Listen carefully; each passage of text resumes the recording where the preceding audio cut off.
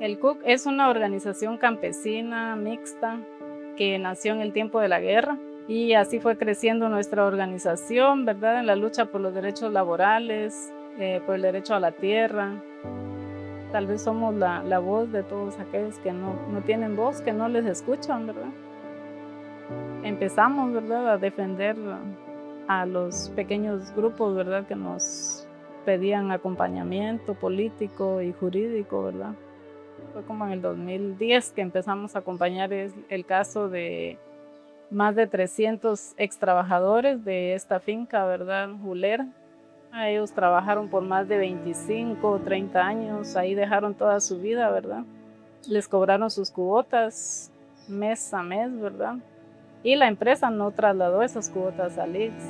De estos más de 300 ancianos, ¿verdad?, que están en esta lucha, ya fallecieron más de 100 sin gozar de su seguro social, ¿verdad?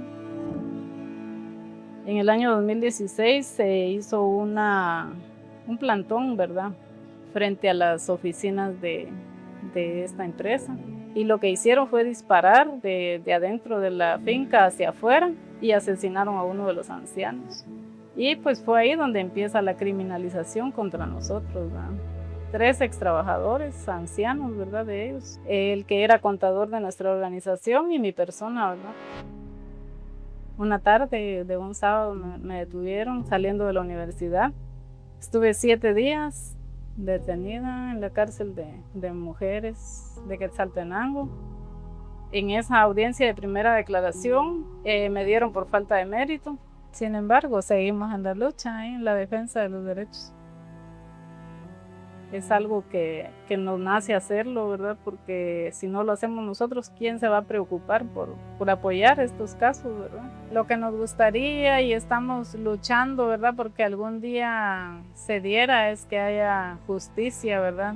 Nuestro himno lo dice, ¿verdad? El himno de la organización dice que nuestro sueño pues es arrancar de raíz la injusticia, ¿verdad?, de este sistema opresor, ¿verdad?, que nos oprime cada día, que no podemos levantar la voz.